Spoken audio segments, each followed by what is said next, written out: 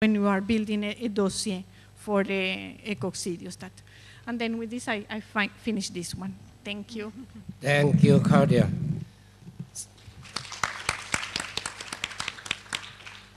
ผมว่าได้คำตอบแล้วมั้งครับเนาะที่ว่าทำไมยากันบิดถึงไม่ได้ถูกวิดรอไปจากตลาดโอเคไหมครับหมายถึงตลาดในรูป feed additives นะ feed additive เดี๋ยววันนี้เราได้2 wording แน่นอนนะว่า medicated feed กับ feed additive แตกต่างกันโดยสิ้นเชิงโอเคไหมครับถึงแม้ว่าจะเป็นตัวเดียวกันก็ตามแต่มีวิธีการใช้แตกต่างกันนะครับแล้วก็ยุโรปไม่มีต้องเรียกว่าไม่มีแอนติไบโอติกที่พุทธในเป็น feed additive อีกต่อไปถูกไหมครับหมายถึงว่าห้ามใช้ต่อเนื่องต้องใช้ภายใต้สัตวแพทย์เท่านั้นนะครับแล้วก็ที่เขาพูดก็คือเรื่องของตัวยาฮะเขาก็บอกว่าตัวยาก็มีตอนนี้ก็ทุกคนคอนเซิร์นบอกจะถูกวิดรอออกไปหรือเปล่า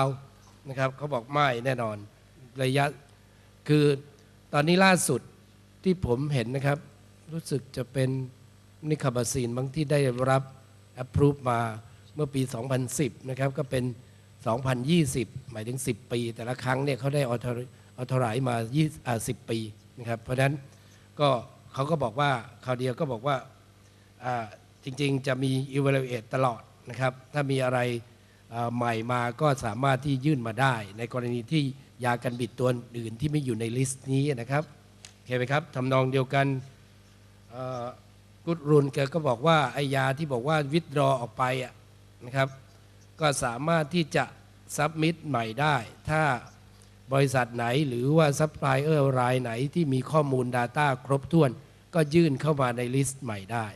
โอเคนะครับเคลียร์เนาะครับ that's all so we need your question this is my job to asking for the question otherwise I will jobless ครับมีคำถามไหมครับ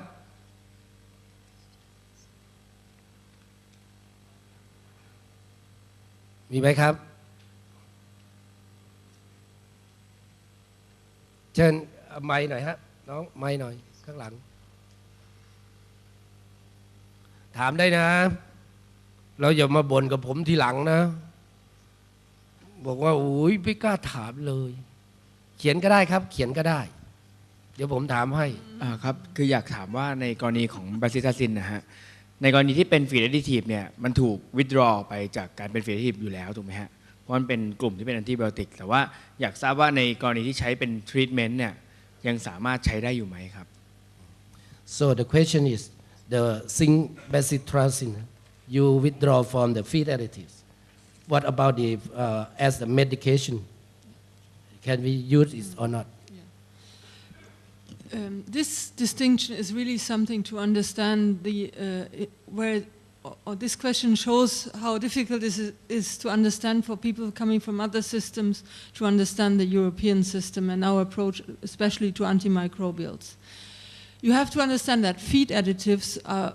much more widely distributed. Feed additives can be sold in the agricultural market. They can be sold by the bought by the farmer freely without contacting a veterinarian. That is how we see feed additives. We distinguish them from veterinary medicinal products, which go under a totally different distribution chain normally. Of course, we have also the so-called over-the-counter medical products, which are very much follow the same distribution as the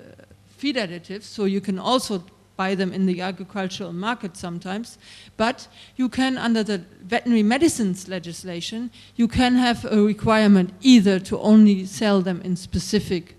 shops, so to speak, pharmacies, or only with the veterinarian, or you can have even a stricter rule that they can only be sold after a prescription by a veterinarian. So our idea is that you can only use antimicrobials if you have an idea what you are treating, why you are treating it, and how much is necessary. Ideally, after you did an antimicrobial. So we want to avoid that people say, oh, my cow is sick. it might be this and that, so I give a lot of that and that, which is then maybe the wrong antimicrobial, and you produce only a resistance without even treating it. So under good veterinary practice, we would understand that you call a veterinarian if you have a problem in your farm. You have him have a look what is going on in your farm, ask the right questions. If it's not clear from the history or what the veterinarian knows from the neighbor what is sort of going, the kind of disease that is going through the chapel at that time, all this kind of information should be taken into account. Then you probably, if the time is still there, you do an antimicrobium, and then you prescribe exactly the antimicrobial that will help in this situation. That is how we want it to be. And this is why we have taken the antimicrobials out of the feed additives. We want to avoid that the farmer just walks to the market, buys something and tries something. The try and error approach on antimicrobials, we want to restrict it as far as possible. That's the background. So this is why the antimicrobials have been taken out of the feed additive legislation, and they are now only in the veterinary medicinal product legislation. So there it is possible. We have them evaluated. You saw that we have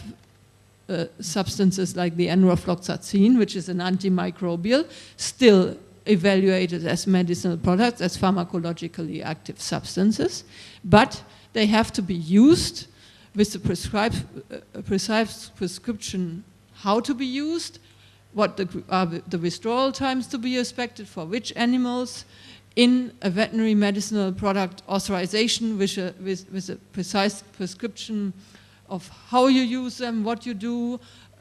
in the package leaflet, in the summary of product characteristics. So the medicines legislation allows you much better to focus and restrict the use and make the use of the substance more appropriate to the threat of antimicrobial resistance that we are facing than it would be ever possible under the feed additives legislation. And of course, sort of, it's standing still in the air that also the coccidiostats will be taken over by the veterinary medicinal legislation. However, the difficulty with the coccidiostats is that you cannot have poultry or without using them, at least not on the ground. You have to have very, very sterile environment to not have a problem with that. So we are caught in a dilemma. First of all, we know that you sort of have to use them regularly. So you would only create more costs if I would ask all the time to have a veterinarian come to find out once again that you need coccidiostats. And on the other hand, there is obviously also a similar problem that you can have in the long run resistance to it. So we are keeping a very close eye on that. We are reconsidering our position, let's say, every couple of years with these kind of reports that Claudia mentioned to see what is the right approach now. We will, in the next 3-5 years, also revise the veterinary medicinal legislation, and maybe provide another side of category that will include then the coccidiostat as appropriate. But for the time being, they fall a bit between both of the categories, and that's the problem. And I understand that is from the outside is very difficult to understand. โอเคนะครับเขาก็อันนี้ผมต้องขออธิบายยาวๆหน่อยเนาะตามเขาที่เขาพูดเนาะไม่รู้ว่า translator อธิบายนั่นหรือเปล่าประเด็นเขาก็คือบอกว่าตอนนี้เขารู้ว่าเราสับสนถูกไหมครับเพราะว่าระหว่างฟีดแอดดิทีฟกับเป็น medicated feed หมายถึงเป็นยาแต่บ้านเราอย่างที่บอกเราก็เหมาเป็นยาหมดนะครับนี่ถ้าในเรื่องยากันบิดนี่โอเคเขาถือว่าใช้ได้ทั่วไปไม่ต้องมีใบสั่งยาจากสัตวแพทย์นี่พูดในนามเลขาธิการสัตวแพทยสภานะสัตวแพทย์ท่านใดสั่งยาโดยที่ไม่ได้บอกว่า withdrawal time เท่าไหร่นะครับแล้วก็ไม่มีวันหยุดยาเนี่ยตามเลเบลนะฮะก็ผิดนะครับเซ็นแบบใบเปล่าๆก็ผิดนะครับโอเคไหมครับเพราะฉะนั้นบอกไว้เลยเดี๋ยว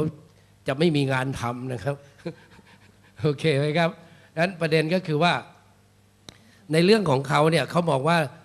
ในบ้านเขาเนี่ยถ้าเป็นฟีดแอดดิทีฟปั๊บเนี่ยก็คือซื้อได้ทั่วไป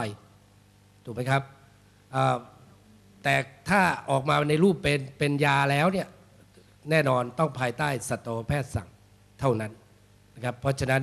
ก็แยกกันได้ถ้าก็คงตอบคำถามเมื่อกี้ถ้าอยู่ว่าตัวซิงค์เบซิทาซินเป็นยาก็คือไปอยู่ในแง่ของยาโดยสั่งจ่ายโดยสัตวแพทย์เข้าไหมครับแต่ถ้าเป็นฟีดแอดดิทีฟก็คือไม่ต้องเพราะเขาบอกว่าทางยุโรปก็พยายามที่จะควบคุมตัวฟีดแอดดิทีฟหมายถึงตอนนี้มันลักลั่นอยู่ว่าคอกซิโดสแตทก็เป็นแอนติไบโอติกถูกไหมครับแต่ว่าเขายังคิดว่ามันจำเป็นต้องใช้เพราะว่ากว่าจะไปหาหมอนี่ก็อาจจะต้องไกลไปซะก่อนนะครับหรือว่าเสียหายก่อน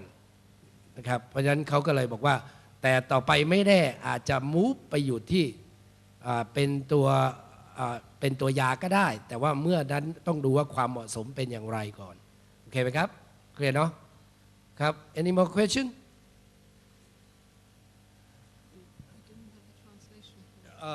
เมื่อกี้ไม่ได้แปลให้เขาฮะเขาบอกเขาไม่ได้รับการแปล I just translate from your explanation to Thai only that nothing else trust me good one somebody can tell her okay yes please no doctor Durod you speak English you have to ask in English please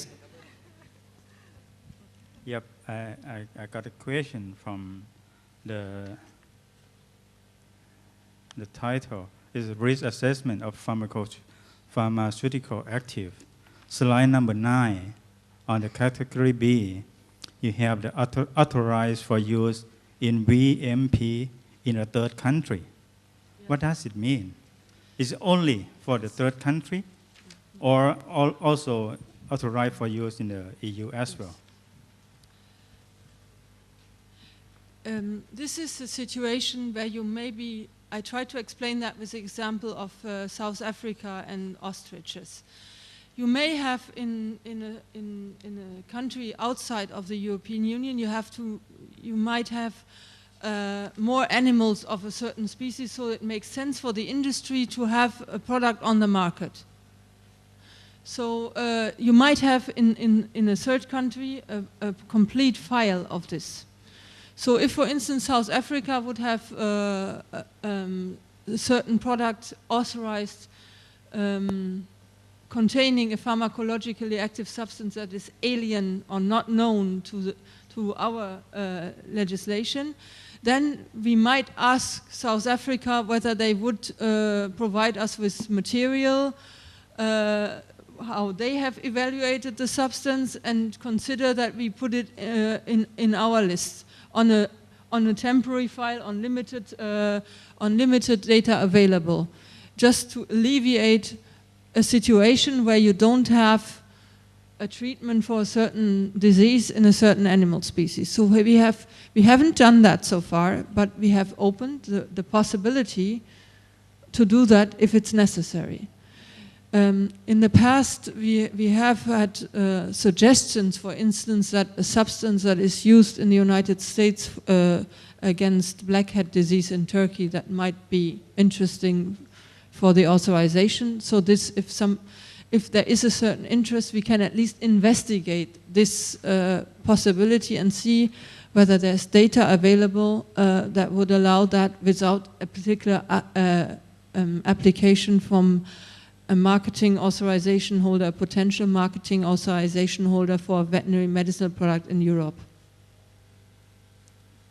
Okay. Some more question? Please.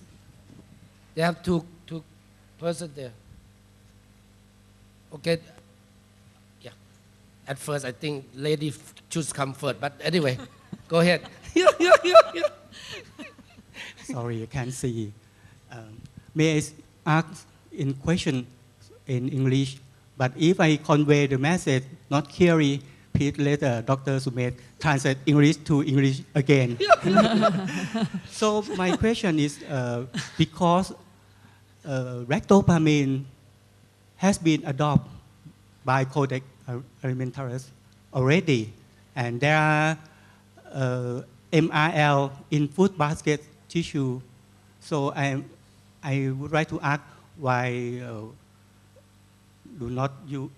accept lactopamine? Because I think that is different from other beta agonist group. And there are many scientific data to approve, and JECFA and Codex adopt already. Thank you. Yeah. Because, EFSA has been requested, I think it was 2007, to make a re-evaluation of the JECFA assessment on the ractopamine. We had an opinion, I think the FIDA panel made the opinion in April 2008, in which we stated, after analyzing the raw data, because we have the possibility to see the raw data directly from the applicant as veterinary medicine and as the applicant which is in the States, we could not follow the EFSA's conclusion on the ADI. Because the panel at that moment, we considered that we could not identify any NOAEL. The study used by JECFA to set a NOAEL was a study only with 6 individuals. These 6 individuals, they were part of a pre-dosing, let's say, study. So it was not really enough. The other studies that were available, there were some in monkeys and dogs and rats. We could not reach any conclusion on the NOAEL. And another problem that we identified in the human study, for which JECFA set a NOAEL, was the fact that they did not consider susceptible populations. So we know that beta agonists, they could cause some discomfort or some problems with breathing or heart pounding in the person. So these were not considered in the JECFA study because they analyze, they assess the response after applying ractopamine after 1 hour and after 2 hours. So they lose really this first time where a possible effect can be seen. No population, no susceptible population, and I think those were the main issues that EFSA has considered. In addition, we make some comments also on the animal welfare, because also for the pigs, we could see that there were some heart pounding or restless and some problems in these pharmacological problems very early after the administration of ractopamine. We are aware that Codex, in the mandate of Codex, animal welfare is not included. And in any case, in the EFSA's opinion, we included some information on the welfare of the animal. Then last year, well, as you know, Codex, they adopt the MRL, so I think the commission is still, they have the same position. They did not change the position at that time, and they did not recommend, and they will follow Codex, but it was not the first option for the European Commission to adopt MRLs for ractopamine. Okay. Question on the back, you know.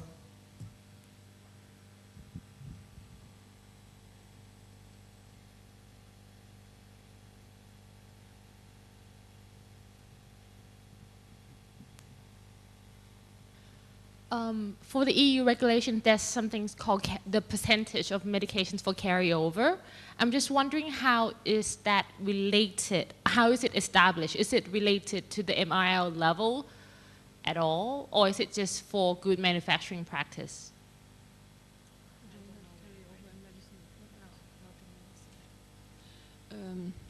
We don't have any legislation that's referring to carryover in medicinal products. That is something that we have. There is a certain tolerance on carryover in feed additives. That's true. That's related to the manufacturing process. That sometimes you cannot clean the feed mill properly enough to avoid any sort of residue. It's a similar subject that we have, for instance, in food with peanuts and allergics sometimes, that you cannot get rid of it from the production side. But we don't have that sort of legislation in medicinal products. The manufacturing of medicinal products is much more regulated according to good manufacturing practice. You have to have more separated production sites. You have to have more rigorous cleaning and between different productions. So this has, for the time being, not occurred as something that we had to regulate, and it's not existing. This might also be a problem if we want to regulate the coccidiostats under the veterinary medicinal products legislation, because then the whole full range of good manufacturing practice regulation will fall onto them as well. So there is no such carryover tolerated in medicinal products. I think it's confusing, right? According to ABV concern regarding the coccidiostat, that what is the real, judgment? That when you said that 1% of the dosage that can be, right? Am I right? 1% of the doses of the coccidiostat that you allow carryover for the non-target species? I cannot remember now, but yeah, I tell you. Trust me. 1%. Oh, sorry. 1% of the doses. Yes. Yes. So for the feed additives, yes, there is a percentage, as you say, 1%, to allow as carryover. Yeah. What is the points that you just put 1%? According to I heard in the history, you allow 3 or 5%. For the feed additive. I have to. It's an opinion from the Contam panel. I cannot remember anymore. It's a long time ago, let's say. Long time ago. Yes. Getting old. So it's nothing related back to the safety of the animals or the feed. It's just purely for good manufacturing processes. Yes, exactly. It's something that has to do with a good manufacturing practice, that you cannot get the residues of the substance out of your process equipment, and that we had to regulate this as well. The 1% is a magic number in this respect. We also have that in GMOs. It's something that is considered to be still acceptable and manageable. If we say 0.1%, it becomes much more difficult to manage for the industry. So it is a compromise number that has nothing to do with toxicology, I would say, but not rather MIL, with... not related to MIL. No, not at all. It is related to what is feasible in the manufacturing process. Thank you. โอเคนะครับเมื่อกี้งงไหมที่ผมแซวเขาอะเพราะว่าเขาบอกว่าคอกซิโดสแตทเนี่ยให้ carry over ได้ไม่เกิน 1%เมื่อก่อนเนี่ยถ้าผมจำไม่ผิดนะครับ 3-5% นี่แหละแล้วก็เพิ่งมา implement ว่าต้องไม่เกิน 1% หมายถึงใน feed additive นะนี่เรากำลังพูด feed additive ในกรณี coccidiostat นะอย่าสับสนนะครับเมื่อกี้ที่ดร.กุรุนเขาตอบคำถามก็คือบอกว่าเขาไม่ได้มีบอกว่าถ้าเป็นยานะ medicated feed นะไม่ได้บอกว่ามีต้อง carry over ได้ไม่เกินเท่าไหร่นะครับไม่ใช่เพราะไม่มีหมายถึงว่าเขาบอกว่าต้องไป GMP ว่าไปนะฮะก็คือให้มีน้อยที่สุดแหละว่าเซฟตี้กับสัตว์หรือเปล่าอะไรประมาณนี้นะครับที่ทางดร.ปริญญาถามมานะครับผมรู้จักอีกต่างหากนะแล้วก็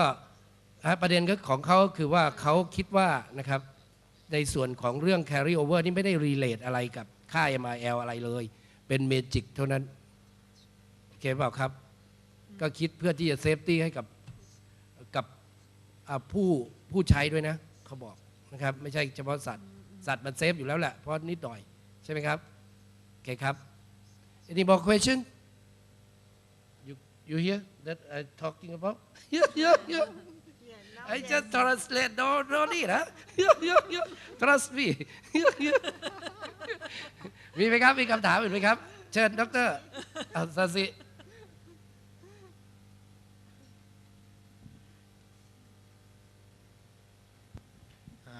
อย่างประเด็นที่คล้ายคลึงกับกรณีของแลคโตปามีนนะครับอย่างในอดีตอย่างปัจจุบันเนี่ยทางสหภาพยุโรปเนี่ยไม่อนุญาตให้ใช้ฮอร์โมนในการเลี้ยงสัตว์ แล้วก็โคเด็กเองก็ได้มีการกำหนดค่า MIL ให้กับฮอร์โมนหลายตัวนะครับอยากทราบว่าปัจจุบันเนี่ยอย่างวัวเงี้ยที่อเมริกามีการเลี้ยงด้วยฮอร์โมนเนี่ยสามารถส่งมาขายที่เข้าตลาดสหภาพยุโรปได้หรือเปล่าแล้วถ้าเข้าได้หรือไม่ได้เนี่ยมันต้องมีระบบในการติดฉลากเพื่อที่จะแยกให้ผู้บริโภคเห็นชัดหรือว่าอย่างไรหรือเปล่าครับ So you hear the question? The question. Okay. That is a question on the legislation on growth promoters, which is legislated in the Directive 96/22. We have a long-standing dispute with the United States about the safety of hormones in food production. We have a different approach in the United States. We think that there are different, you have to set or consider different safety thresholds if you look at different types of substances. We believe that treatment of animals is something very important. So animals that are sick there should be treatments for them. Animals which have conditions which could be treated and make them productive again, also we are happy with that. But we have a totally different approach on growth promoters. From our point of view, we don't have a problem with producing enough meat in Europe. We don't have a problem of producing enough milk or so. So there is no point in maltreating the animals for creating more product. So we set a higher safety level for these kind of products, which are, from our point of view, not absolutely necessary. The US doesn't make the difference. They just look at the toxicology. So as you have seen, our legislation is much more nuanced. So if there is something, an animal welfare problem, for instance, for the poultry, if they're not getting coccidiostats, we try to cope with that and setting a bit lower levels on the toxicology to have the animals having a better life. If we use hormones, for instance, to get a cow again into cyclus, we allow that. But we don't allow the day-to-day, everyday hormones use as growth promoters. So it has to do something with how we put our safety level. And that is always related to the treatment. So we try to balance out the necessity of a treatment with the safety that we have available. We don't look only at the toxicology. And that's really the difference. And that's why we don't allow these growth promoters, because honestly, there's even studies from the United States. I remember, for instance, a study from the University of Wisconsin that the only thing this treatment with hormones does, it shifts the revenue to the pharmaceutical industry and not to the farmer. So you have to understand that sort of approach, which is more or less linked also to animal health and welfare that we have, to see that we would need much more data, much more profound data in order to allow this sort of thing. For instance, I remember the studies on testosterone that the Americans have presented to JECFA. There was a study on 6 castrated men who have been in prison, which was the only study showing that it was long-term safe to use the substance. And that is for us simply not enough. Okay, that another question. Actually, that you're talking about the registration, but you're asking about the product. I mean, he asking about the beef. You allow to import about the beef. Okay. No importing beef from USA to EU. Yeah. No? We have imports of beef from the United States that is under a special program. We have the non-hormone treated beef program, which means we are happy to import from the United States cattle that is coming from the prairie, so to speak, which is not treated